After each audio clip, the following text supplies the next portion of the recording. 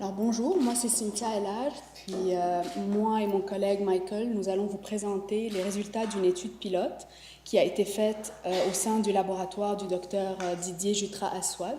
Cette étude pilote porte sur l'adhésion à la vaccine pour traiter la dépression chez les personnes dépendantes aux opioïdes. Donc, nous allons commencer par un bref aperçu sur la crise liée aux opioïdes dans le continent nord-américain, pour ensuite parler de la forte prévalence de la dépression chez cette population, des antidépresseurs actuellement approuvés pour le traitement de la dépression chez les personnes dépendantes aux opioïdes. Ensuite, nous allons vous présenter l'adhésion à la vaccine, qui est connue sous le nom commercial du Pristic. Puis, dans la deuxième partie de la présentation, nous allons parler donc de l'étude pilote, de la population étudiée, des méthodologies et principaux objectifs de l'étude, des résultats obtenus, pour finir avec les conclusions, puis les perspectives. Est-ce que vous m'entendez bien? C'est bon? Parce que moi, je m'entends. Donc, comme vous le savez tous, la crise liée aux opioïdes est une crise très importante, puis très actuelle. La consommation d'opioïdes est très élevée dans le continent nord-américain. La mortalité liée à une surdose aux opioïdes a triplé ces dernières années. Au Canada seulement, 2500 cas de surdose aux opioïdes ont été enregistrés en 2016. Donc, quand nous parlons des opioïdes, nous incluons les opioïdes naturels comme l'héroïne et la morphine et les opioïdes synthétiques comme la fentanyl et carfentanyl.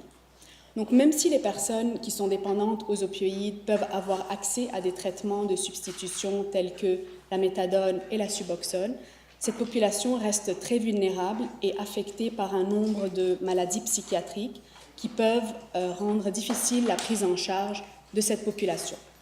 La maladie psychiatrique la plus prévalente chez cette population étant la dépression. Une méta-analyse publiée par Pedrelli et al. Montre que la dépression est très prévalente chez les personnes dépendantes aux opioïdes, de 16 à 32%, même ceux qui sont sous traitement de substitution.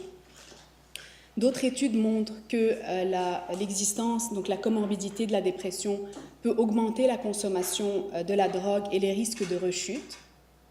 Une étude récente par Chopra et al., publiée en 2017, montre que la dépression comorbide augmente les idées suicidaires chez cette population et les risques de surdose et donc de mortalité.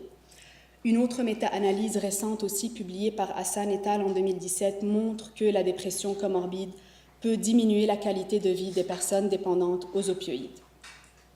Malgré le fait que cette maladie psychiatrique est très fort prévalente chez cette population, souvent, cette population est exclue dans les études d'antidépresseurs.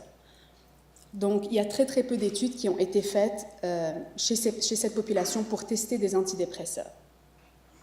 Je vais vous parler un peu des études qui ont été faites, malgré le fait qu'elles sont rares. Donc, premièrement, la première catégorie d'antidépresseurs qui ont été testés chez cette population, c'est les antidépresseurs tricycliques. Les antidépresseurs tricycliques semblent être efficaces chez cette population. Je dis bien semblent être efficaces parce qu'il y a très peu d'études, et notamment le seul antidépresseur tricyclique qui a montré une efficacité est l'imipramine. Puis encore, il y a une étude qui a montré des effets négatifs, d'autres des effets positifs. Il y a d'autres antidépresseurs tricycliques qui n'ont jamais été testés, puis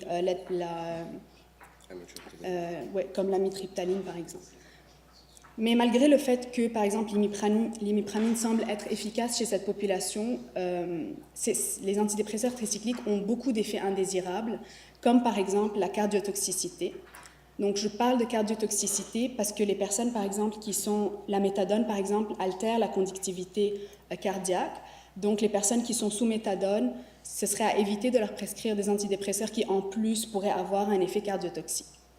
Une autre catégorie d'antidépresseurs qui a été testée chez ces personnes-là sont les ISRS, donc les inhibiteurs sélectifs de recapture de sérotonine, comme par exemple la sertraline, la fluoxétine qui ont été testés. Ces antidépresseurs n'ont pas montré d'effets indésirables chez cette population, mais ils ne se sont pas montrés malheureusement efficaces non plus. Troisièmement, donc, je vais vous parler un peu de la psychothérapie. Donc, même si la psychothérapie est récemment encouragée pour traiter la dépression chez les personnes dépressives non toxicomanes, Cette approche reste très difficile à mettre en place chez cette population, puisque c'est une population qui a souvent une vie, les personnes ont souvent une vie instable, ils sont souvent sans abri, ils sont très difficiles à joindre, et il y a des études qui ont montré que cette population ont des capacités cognitives altérées par la drogue, donc c'est très difficile de pouvoir mettre en place une thérapie comme la psychothérapie, puis de pouvoir les suivre régulièrement. Donc, à date, en résumé, il n'y a aucun traitement efficace et sécuritaire pour la prise en charge de la dépression chez cette population vulnérable. Une autre catégorie d'antidépresseurs, qui est la desvenlafaxine, qui appartient à la catégorie des IRSN, ou inhibiteurs de la recapture de la sérotonine noradrénaline. Les IRSN sont intéressants puisqu'ils ont des mécanismes d'action plus ou moins semblables aux autres antidépresseurs, mais ils ont un mécanisme double sur la sérotonine et la noradrénaline, et ils ont très peu d'effets indésirables. La desvenlafaxine a été approuvée par FDA et Santé Canada pour le traitement de la dépression. La desvenlafaxine a un impact minimal sur les enzymes hépatiques comme le cytochrome P450. Pourquoi c'est intéressant de parler de ça? Puisque donc, la méthadone est métabolisée par cette enzyme.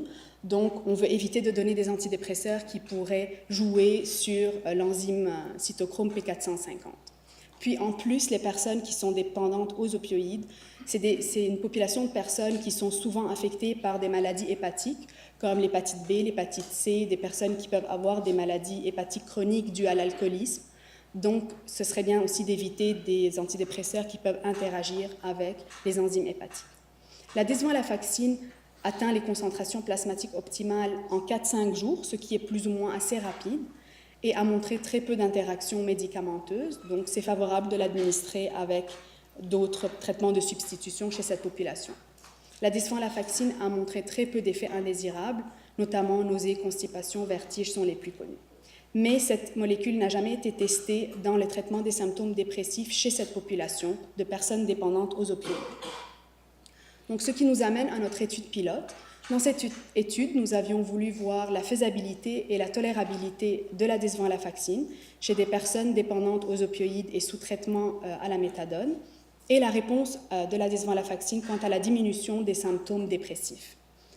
Donc, les critères d'inclusion, nous avons inclus des patients dépendants aux opioïdes selon le DSM, sous traitement à la méthadone depuis au moins 4 semaines, âgés de 18 à 65 ans, diagnostic actuel de dépression majeure confirmé par un psychiatre, avec un score supérieur à 20 sur le MADRS, qui est une échelle d'évaluation de la dépression. Ont été exclues les personnes avec une condition médicale ou psychiatrique instable, les personnes traitées avec la desvenlafaxine au préalable, les personnes sous traitement actuel pour la dépression et les non-répondants à plus de 2 antidépresseurs, pour exclure les patients qui sont résistants aux antidépresseurs. Nous avons pu screener 18 patients que nous avons traités avec la vaccine pour 8 semaines, dont 2 semaines à 50 mg et 6 semaines à 100 mg, et que nous avons suivis pendant plusieurs semaines, dont la semaine 0, baseline, la semaine 1, 2, 4, 6 et 8. Nos objectifs primaires étaient la faisabilité, donc nous avons regardé le taux de complétion des visites, l'adhésion du traitement, la tolérabilité de la desvenlafaxine, nous avons mesuré l'intervalle QT-QTC, mesure des taux sériques de méthadone et les événements indésirables. Les objectifs secondaires étaient la réponse à la desvenlafaxine en ce qui concerne la diminution des symptômes dépressifs. Donc nous avons évalué les réponses avec le HAM-D et le MADRS, qui sont des échelles de dépression. La réponse positive étant une diminution de 50% des scores entre le baseline, donc semaine 0 et semaine 8. Nous avons également regardé la rémission, qui est définie comme un état clinique asymptomatique. Donc c'est intéressant de regarder aussi la rémission, définie par un score inférieur à 7 et 10 respectivement avec le HAM-D et le MADRS à la semaine 8. Et nous avons également regardé des données exploratoires comme le craving, la consommation de drogue en utilisant le questionnaire HCQ, l'anxiété, la qualité de vie en utilisant le HAM-A et le WUKUL, ainsi que la suicidalité en utilisant le CSSRS. Donc juste en résumé, nos données sociodémographiques, je voudrais juste porter votre attention que nous avons 15 hommes versus 3 femmes et 15 personnes célibataires versus 3 en couple. C'est les données les plus importantes puisque c'est les données qui sont le plus observées dans ce type de population, généralement. Bonjour tout le monde. Comme Cynthia vous a présenté, on va commencer par les objectifs primaires. Concernant les objectifs primaires, nous avons trouvé que desvenlafaxine semble faisable et acceptable.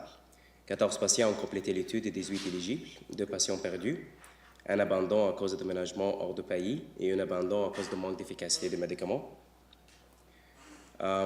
Nous avons trouvé un taux d'adhérence au traitement de 86%. L'adhérence au traitement est indéfinie comme la prise de 80% des pilules distribuées et un taux total de complétion des visites de 88% sur les 6 visites par patient. Nous avons trouvé que desvenlafaxine est bien toléré chez cette population. Pas de changement significatif à la mesure de QT, avec un changement non significatif de QTC de 2,9. Et à semaine 4 par rapport au baseline, et pas de changement significatif des taux sériques de méthadone entre baseline et semaine 4, et quelques événements indésirables non sévères comme maux de tête, nausées, vertiges, constipation et fatigue.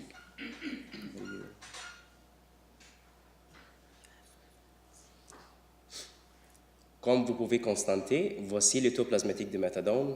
Le taux plasmatique de méthadone à semaine 0 était 433 nanogrammes par millilitre et à semaine 4, 424 nanogrammes par millilitre. Donc, pas de changement, pas de diminution significative entre les deux valeurs. Et voici les événements indésirables rapportés par tous les participants pendant leur participation à l'étude dont je vous ai parlé en avant. Concernant les objectifs secondaires, nous avons trouvé un taux de réponse avec desvenlafaxine de 56% après évaluation avec HAM-D et 61% après évaluation avec le MADRS. Et concernant le taux de rémission, comme Cynthia vous avait dit, un taux de rémission est défini comme un étant asymptomatique cliniquement ou les patients qui deviennent asymptomatiques pendant leur participation. Donc, nous avons trouvé un taux de rémission avec desvenlafaxine de 44% après l'évaluation avec le HAM-D et 50% après évaluation avec le MADRS. Comme vous pouvez constater sur cette graphique, voici le score total rapporté pendant l'étude de HAM-D et MADRS. Nous avons trouvé une diminution significative qui commence à semaine 2 et ça continue jusqu'à semaine 8.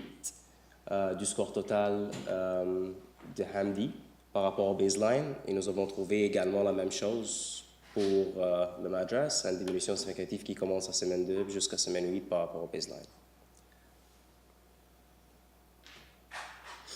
Concernant les données exploratoires, on va commencer par le craving. Pas de changement dans le craving selon le questionnaire HCQ et diminution du taux d'opioïdes urinaires de 50% à 33,3% entre baseline et semaine 8. Nous avons trouvé une résolution des idées suicidaires chez 80% des patients qui en avaient déjà au baseline et pas de changement concernant la qualité de vie mesurée par le questionnaire WCOOL-BREF. C'est intéressant à noter que nous avons trouvé une amélioration de la qualité de vie physique selon le domaine 1 sur le WCOOL-BREF. Et concernant la mesure d'anxiété, nous avons utilisé la HAM-A. Et nous avons trouvé une diminution significative à semaine 4 et semaine 8 par rapport au baseline du score total de HAM-A. Conclusion, le desvenlafaxine semble être un antidépresseur sécuritaire administré chez les personnes sous traitement de substitution. Les taux de réponse obtenus dans cette étude sont semblables à ceux obtenus dans les études menées chez des populations sans toxicomanie. La desvenlafaxine mérite d'être explorée dans une étude randomisée contrôlée afin de déterminer son efficacité quant au traitement de la dépression chez une population atteinte par une dépendance aux opioïdes. Les limitations, nous n'avons pas mesuré la douleur de notre étude pilote, donc la douleur est fréquente chez cette population et ça peut influencer les données sur la dépression, donc c'est très important de mesurer la douleur. Et deuxièmement, nous n'avons pas inclus les patients sous Suboxone, donc Suboxone c'est devenu beaucoup plus populaire. Et finalement, les billets qu'on peut avoir avec une étude pilote à cause des petits échantillons, absence de placebo et absence de randomisation. Finalement, la prochaine étape sera de faire un essai contrôlé randomisé En fait, nous avons soumis une demande au IRSC avec le soutien de PRISM pour mener un essai contrôlé randomisé multicentrique pour explorer l'efficacité de la vaccine. Nous allons inclure les patients sous méthadone et Suboxone souffrant d'une dépression comorbide. Et nous allons mesurer la douleur en utilisant l'échelle BPI. Et nous allons avoir un groupe ou un bras de placebo versus plasma vaccine. Pour finaliser, il reste beaucoup de travail à faire avec cette population pour mieux comprendre la dépression. Donc, comme Cynthia a dit, c'est vraiment une population vulnérable avec plusieurs comorbidités, plusieurs maladies. Par exemple, une de plusieurs questions qui restent à répondre, c'est comment un traitement de substitution peut, c'est-à-dire Suboxone ou méthadone, peut favoriser et influencer les symptômes de dépression. Donc, c'est un open question. Nous allons finir par bien, je te vois. On va juste remercier les organismes subventionnaires. Nous voulons remercier Aïssata qui nous a invités à présenter, Valéria qui a aidé à la réalisation de cette journée. Nous voulons remercier Thierry Ducruet de l'URCA qui a aidé avec les analyses statistiques. Et tous les noms que vous voyez ici, c'est toutes les personnes qui ont participé à rendre ce projet réalisable. Nous, on a eu la chance de présenter les données, puis de les étudier, de les analyser. Mais il y a toute une équipe derrière ce beau projet, notamment donc, la personne qui a designé puis supervisé le projet, le docteur Jutra Aswad, Diego Arizala qui a vu les patients et fait les suivis à toutes les semaines, Pamela Lachance-Touchette qui a coordonné ce projet, et des médecins psychiatres comme Dr Simon Dubreuc et François L'Espérance qui ont aussi évalué les patients, puis toutes les autres personnes qui sont sur la liste. Merci à tout le monde.